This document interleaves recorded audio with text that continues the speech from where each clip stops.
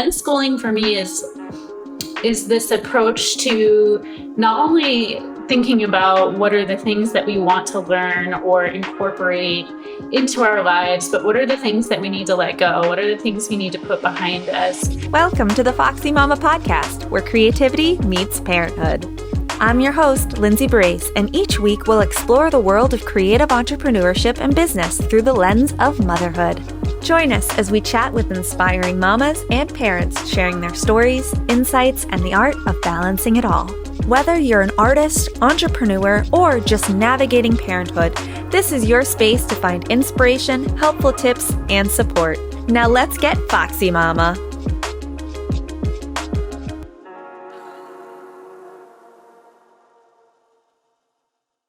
Hey, I'm Lindsay Barrasse, host of the Foxy Mama podcast, and I'm here with Sumaya Owens of Present Moment Media, which is a digital marketing agency, and they're focused on uplifting the voices of change makers. Hey, Sumaya, tell us a little bit about yourself. Hey, Lindsay. It's so nice to see you again. Thanks so much for hosting me. I am, as you mentioned, the founder of Present Moment Media. I'm also currently serving as the DEI co-chair at AIGA Asheville.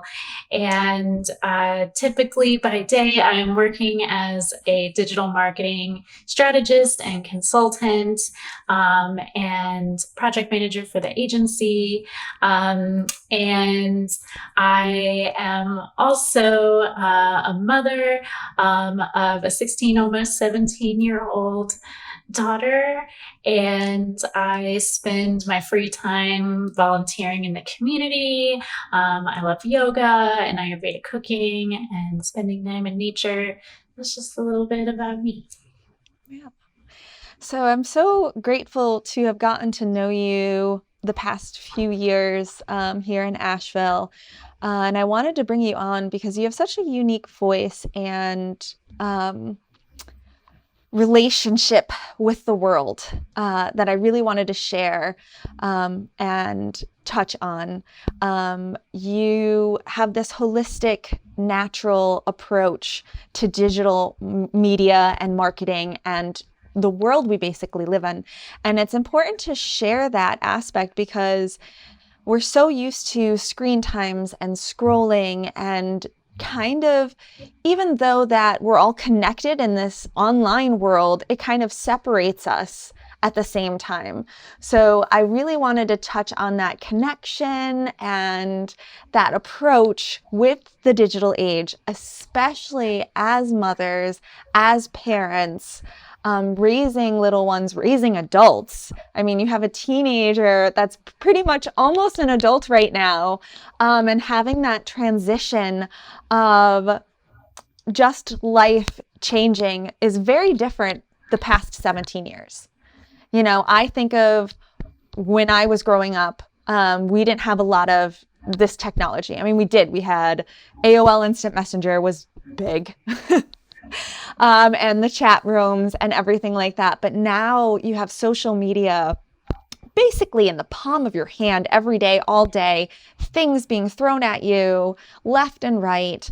And although, as I mentioned, it's connecting us, it's also having that disconnect and that one-on-one connection a lot of the times. So tell me a little bit about raising a teenager in the world that we're living in and being in the world running a digital agency, digital marketing agency, and being surrounded by it. What do you bring to the table? What do you teach your daughter about? All things. Let's dive in. Great. Thank you. It's such a great question. And what I can say from the parenting side of things is that each parent has to really decide what's best for their child. And, that will really vary from family to family. And, my approach may not be the best approach for every child or every family.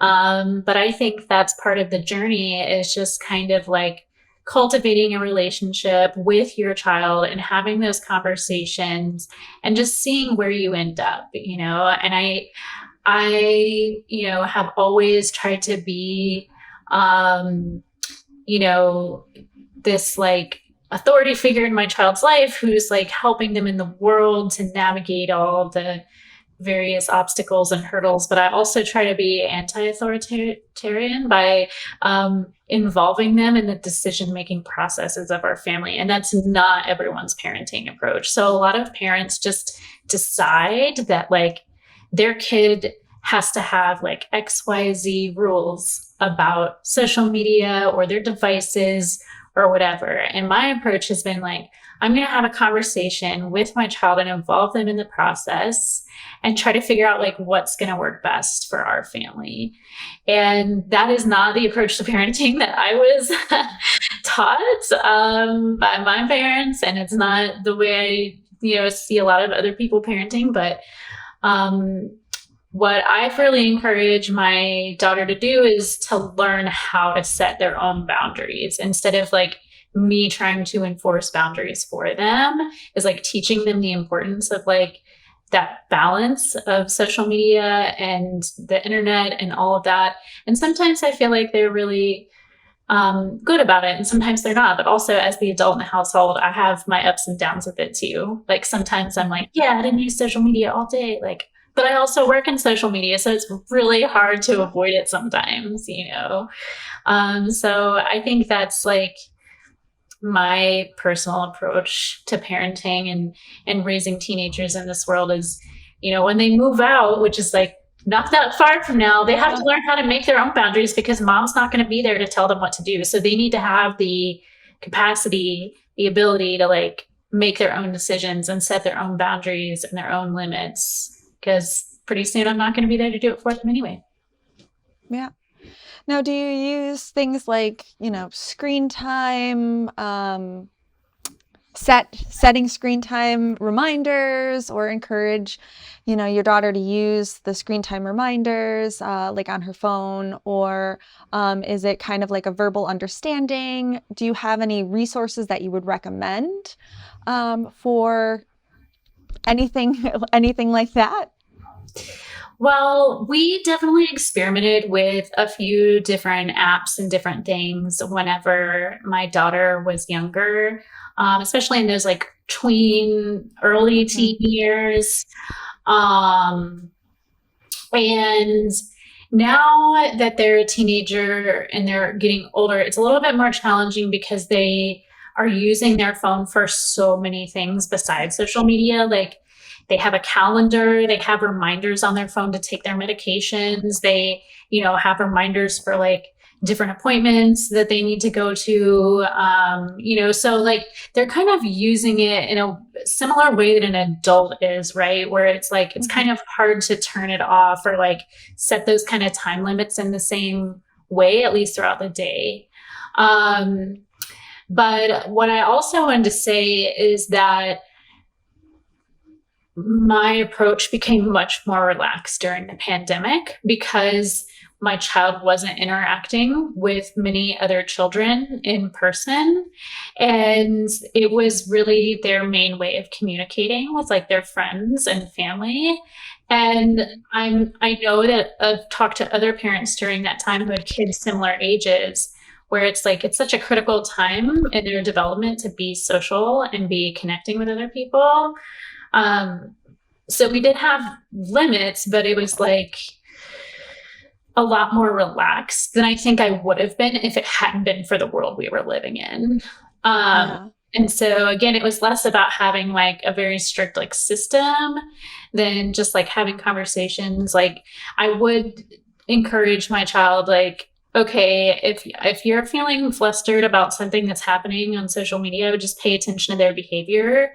And I'm like, let's just put the phone away for a while. Or like, mom's just going to take the phone and like, we can talk about it later, see how you're feeling, So I would try to just kind of help them take breaks when I could tell that it was necessary, Yeah.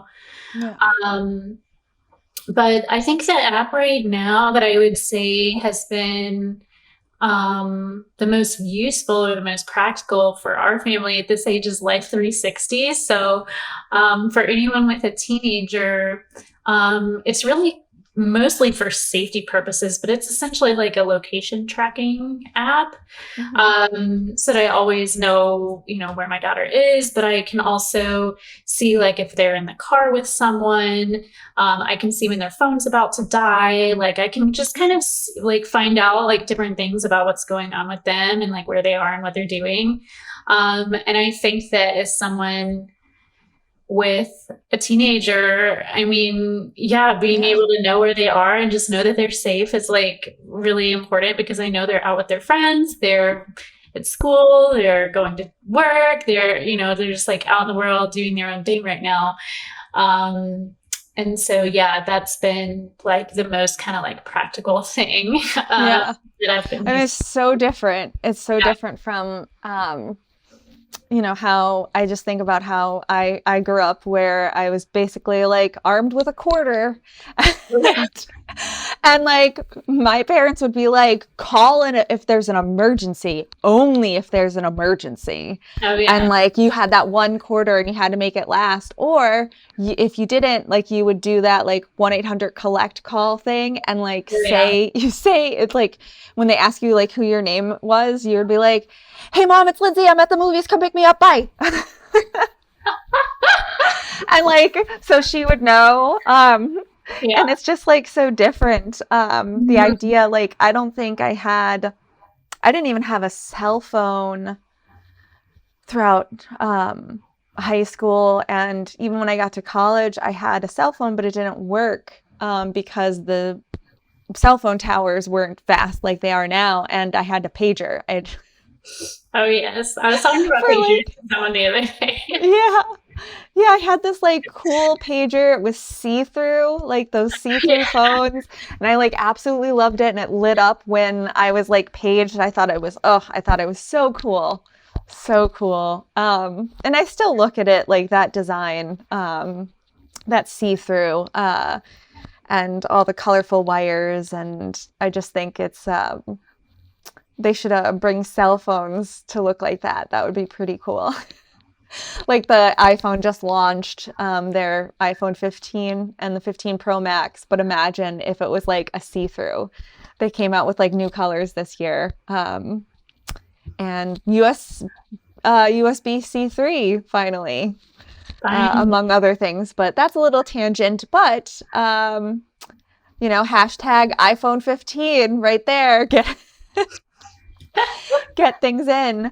But but speaking about present moment media, so in your website you describe yourself as a queer unschooling parent and the healing arts practitioner, social justice organizer, and holistic and business and marketing consultant. But I want to touch on that term, unschooling parent. I know that it's defined as an educational philosophy, and it relies on the child's innate curiosity and desire to learn. But how do you apply that to your child? And what made you decide to go with that form of parenting style, the unschooling parent? Yeah, thank you for asking. Well, no matter what type of, educational environment your child is in, you can always, incorporate elements of unschooling into, what you're doing in terms of, how you engage with your child at home, or maybe how you're supplementing their educational environments with like extracurricular activities and that kind of thing. But for me, I also consider myself an unschooling adult, and unschooling for me ultimately is about unlearning as much as it's about learning. And so whenever we think about learning, we have this concept of bringing in new knowledge or bringing in new skills, right? But a lot of times before we can even incorporate like these new ideas, we have to let go of things that aren't really serving us anymore. And my experience of the world is that there's so many people that are holding on to like thoughts and ideas and patterns and belief systems that are really no longer serving us, but people are still clinging on to them. Just the first thing that came to my mind is like the earth being flat or something, like it's something that people thought hundreds of years ago, but there's still people that think that that's true. So I'm not one of those people, but you know what I mean? It's like we have to learn things before we can learn things. And so unschooling for me is this approach to not only thinking about what are the things that we want to learn or incorporate into our lives, but what are the things that we need to let go? What are the things we need to put behind us? And, for me, whenever my daughter was younger, she was in public school for a few years in elementary school. And, we would just supplement with a lot of like books and different activities and going to different events and traveling, just so that I kind of help to support her in the unlearning process. But we did take several years that we spent outside of the school system entirely. And, people would say like, oh, your child's not going to learn anything. They're going to be so behind because they're not in school. And they're just, and I had this very relaxed approach to all of it. And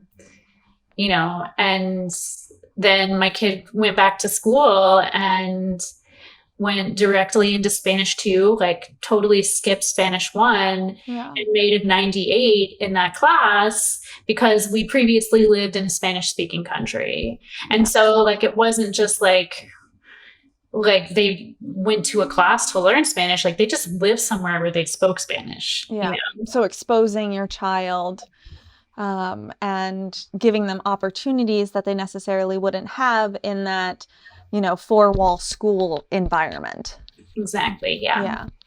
What would you say was the hardest factor and continues, maybe it's continuing to be, or it was in the past, but when unschooling your child, what was the hardest thing that you've kind of come across thus far?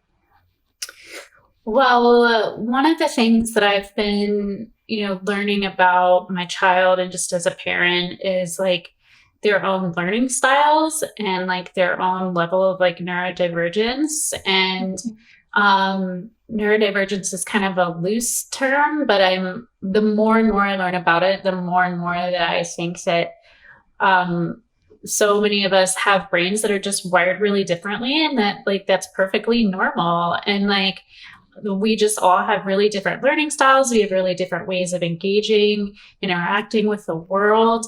And that's one of the problems that I've struggled with in any educational approach, is that it's like kind of like trying to fit, this child or even an adult like into this like one kind of way of learning. And I think so much of unschooling is really just the learning curve as a parent of trying to figure out how does your child learn the best. And that is not something that anyone else can tell you. It doesn't matter how many books you read about it. It doesn't matter what your family or your friends or anyone tells you, because everyone's going to tell you you're doing it wrong. That's just something I've had to figure out about being a parent. It's everyone's going to have an opinion about what you're doing or not doing. But, no one can tell you like what's best for your child, and it really is like, I think the holistic approach is the individual approach, like looking at the child as being this holistic person. They're a whole human being in there. They have all their own wants and needs and desires. And, you have to approach them, as the whole person. Yeah.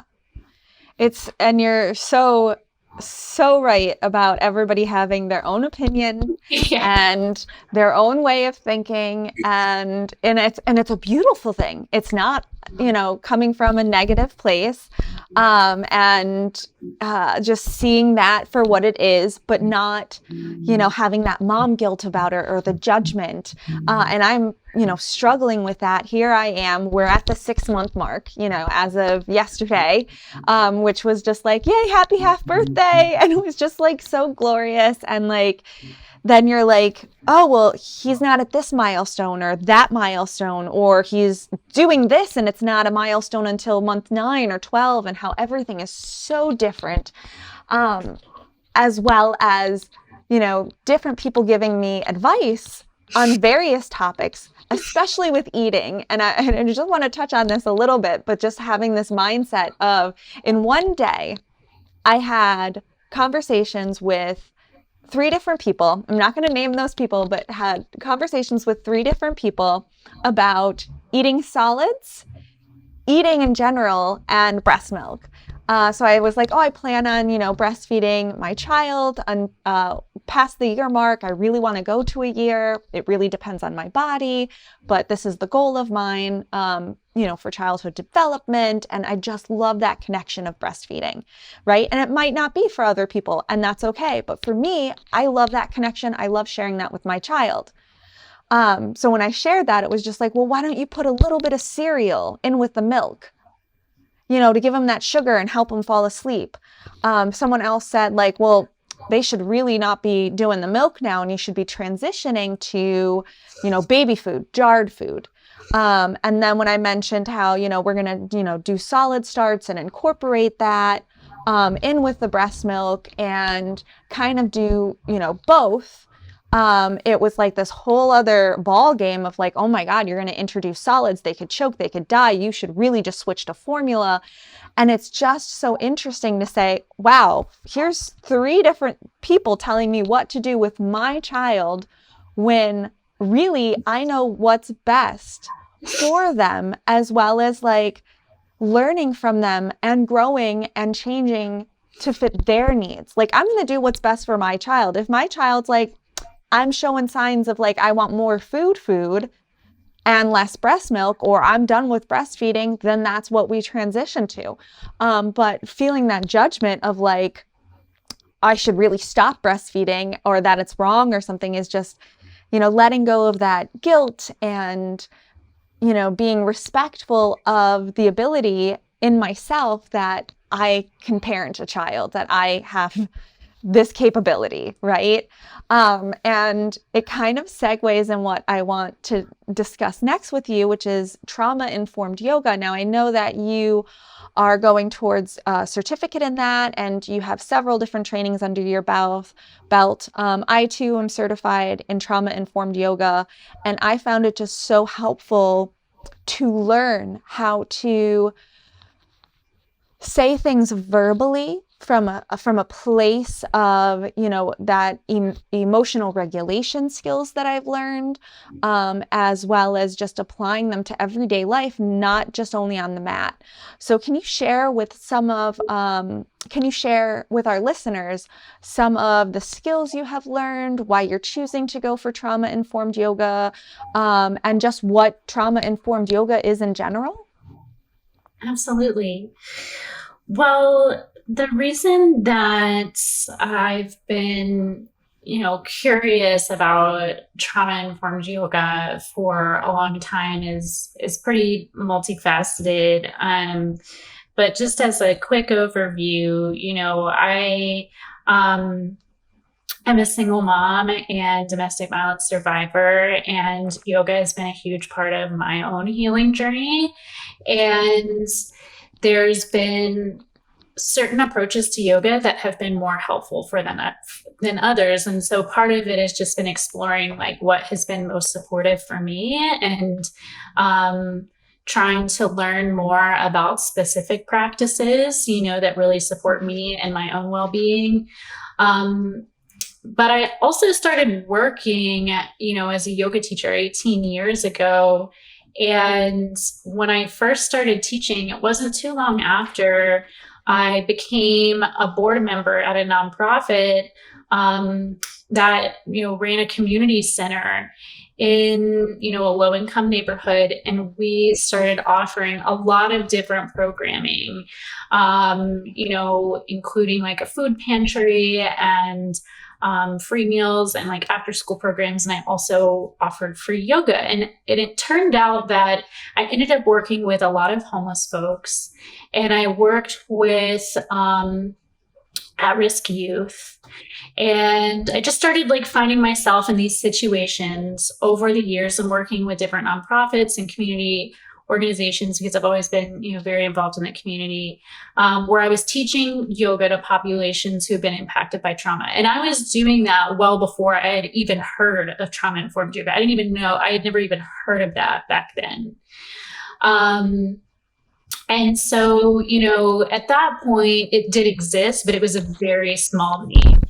There wasn't too many people that were really specializing in that area. But the past few years, it's become more and more popular. And what I have found for me is that as a parent and as a leader, that it's so incredibly helpful for me to have that time in my day to take for regulating myself.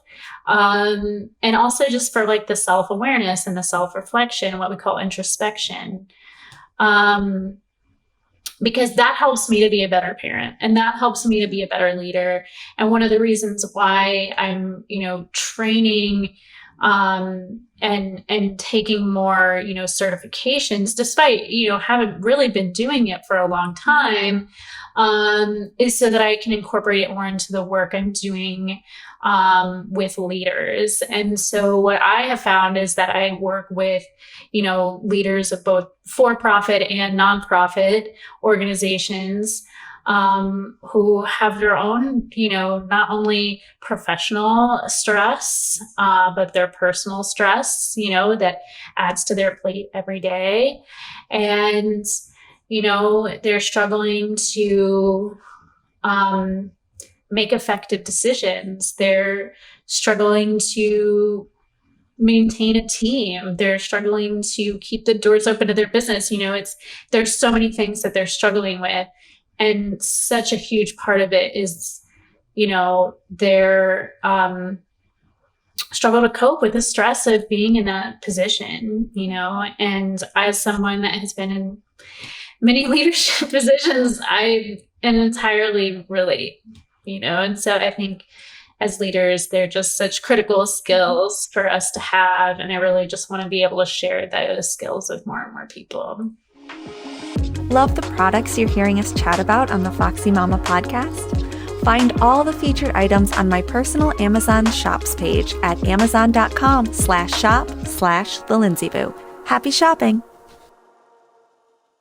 Now, you are heavily involved in the healing arts, right? We're touching on trauma-informed yoga, unschooling parenting, as well as, your business with present moment media. Like it's right there in the name of being in the present moment and the healing arts aspect of it all. How has being involved and being immersed in the healing arts helped you with your own motherhood journey? Oh, well, as far as the motherhood journey, I would say that the first thing that comes to mind is I also practice Ayurvedic medicine, and the Ayurvedic doctor that I've worked for the past 12 years, he said something to me. It was one of the first times we ever met. He said, the true test of a yogi is to be a parent. And we were joking because it's like, oh, anyone can just go in a cave and meditate, but can you still maintain that sense of calm and inner peace in the face of a child screaming at you? Yeah. And do that for 18 years and report back. How's that journey to Sumaya long for you?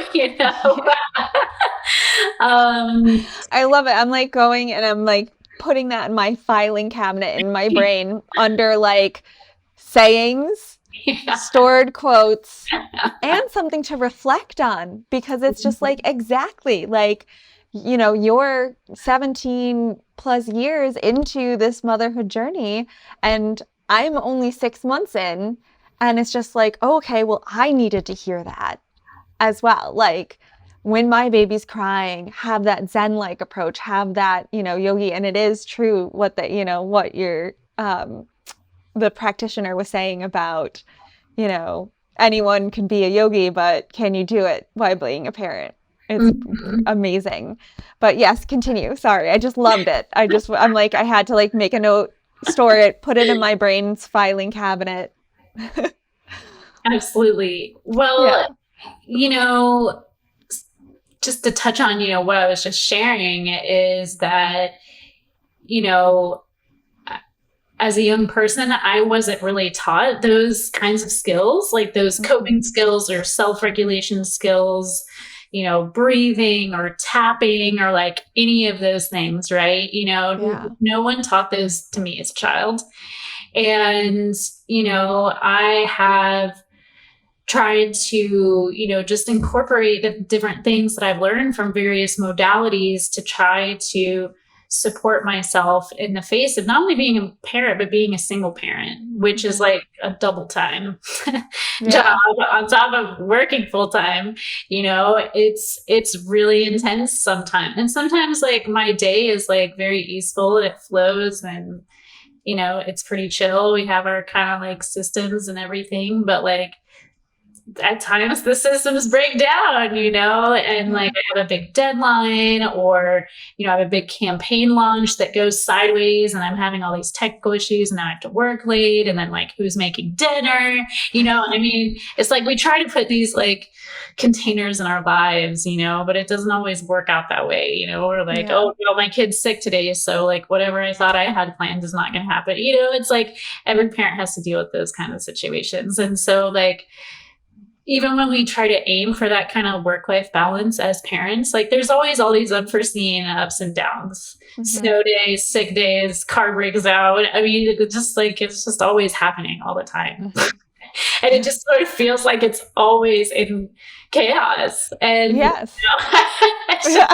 Like a constant state of chaos, but it's my chaos, it's like, this is mine, and I'm here to be present with it. It's about like being in the present moment. It's like, I can only deal with what's right in front of me. And I think those practices of mindfulness are so helpful at reminding me in those times of like, just like my mind is like exploding with like, I can't do another thing right now because there's 5 million things going on. But what I can do is like come back to my breath and just focus on what is right in front of me. And maybe that's like, you know what?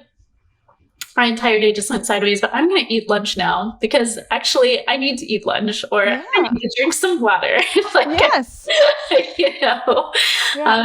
So I mean, I don't know how people survive parenthood without those skills, to be quite honest. I mean, I think that especially if you have young kids and it's something that you're new to exploring, or you're, maybe curious about it, then, absolutely 10 out of 10 recommend, like any of these skills are incredibly helpful at navigating the ups and downs of parenting, because it doesn't matter if you're like the best number one mom, like there's still going to be these ups and downs that you don't anticipate, and it just happens. So you just have to be prepared for the storm as it comes. And it makes me think of, when we talk about like prepared for the storm, they say like some of the best sunsets are always after a storm, right? And to just be in that storm. Don't try to fight it, because like when you fight it, that's, when you tire yourself out, or when, it's more of a struggle. But when you kind of allow and take a moment to breathe within and just be, that's when you can see things clearer and just be. And I look forward to sharing the skills that I've learned. You had mentioned tapping, and I look forward to sharing that skill with my child, because that's something that has helped me immensely. And, for those of you who, don't know what tapping it is, you could, there's the tapping method, and there's apps that you could get, and it's basically like tapping on your body or meridian points. So you could do butterfly tapping, which, is arms crossed and just, lightly tap on each shoulder, or, tapping on the meridian points, starting, with your head, your forehead, above your eyebrow, and like moving down.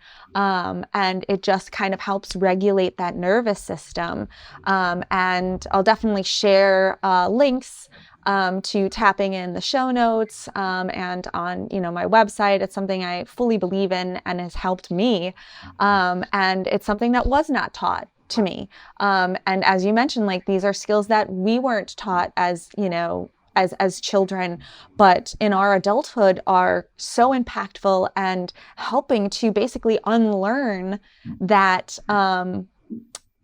I don't want to use the term negative way of regulating our nervous system, but, I just think of how many times if I was crying, I was told to get over it, and those are just like such negative words to tell a child versus being like, okay, well, let's dive in. Why do we feel this way? And just approaching it from, that positive perspective and that warmth, love, and embrace, and basically like tapping it out. Are there any resources that you found to be very helpful, that maybe there's apps for them or websites or a book even? Right. Well, there's so many out there, but there's a couple that come to mind. One of the first books that was really helpful for me was Yoga for Emotional Balance, by Bo Forbes. And then another one is Overcoming Trauma Through Yoga, which has a little bit of info on trauma-informed yoga, but also has many great practices. There's also a lot of great books for parents. One of them that I'm thinking of, I think, is called Calm and Compassionate Children. That's a really great book. And I also love Thich Nhat Hanh has, he's, Vietnamese Buddhist monk and civil rights activist, who is now passed on, that was very influential to me in my life. He has a great, his organization, Plum Village, they have a great app with different meditations and things. But he also has great children's books. And me and my daughter have read many of his children's books over the years. And they're great about teaching young kids how to practice mindfulness. So there's a lot of great ones by him. So that's what I would recommend off the top of my head. Yeah. I'm gonna dive into that. I'm like, putting that on the list. A book that we read often, and I'm constantly reading it, just even for myself, is The Little Buddha: Finding Happiness. Oh yeah. And it's, the author, and I'm blanking on the name, but the author wrote it because of his travels and for his 4-year-old. But it's really not, your stereotypic children's book. It's like little kind of parable stories, and it's like the little Buddha travels, and each story is like this life lesson, but lessons that even as an adult, I need to hear. There's like the lesson of the blind witch and being able to see more, clearer, even though she's surrounded by the darkness, and just embracing other areas. I just really, love that. All the stories are really great. But if you have not read that, definitely put that on your list, because I feel that you will love it.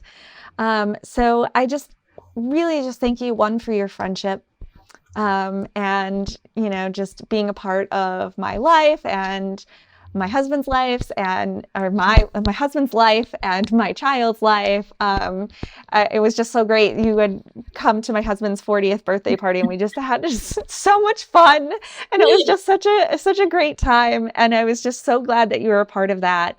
And I just, thank you for your time today. I want to share a little bit more about who you are, and your business. So tell people how they could get in touch with you and where they can find you across social media and your website. Great, thank you. You can find out more about me and my team at presentmomentmedia.org. We're also on Instagram and Facebook as Present Moment Media. I offer digital marketing consulting and custom strategies and packages for holistic and creative professionals who are passionate about changing the world, making it a better place. Thank you for hosting me. It was great to see you.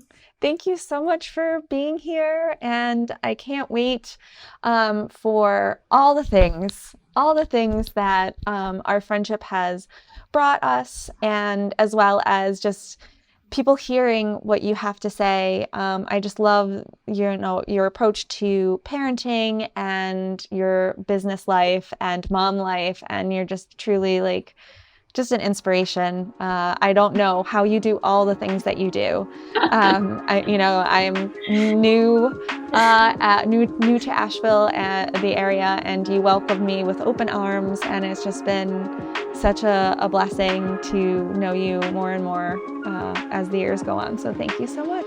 Thank you. The Foxy Mama podcast is here to entertain and share general insights. Our content is not a substitute for personalized advice from professionals like financial advisors, physicians, or therapists. So enjoy the Foxy vibes, but consult the superheroes for personalized advice.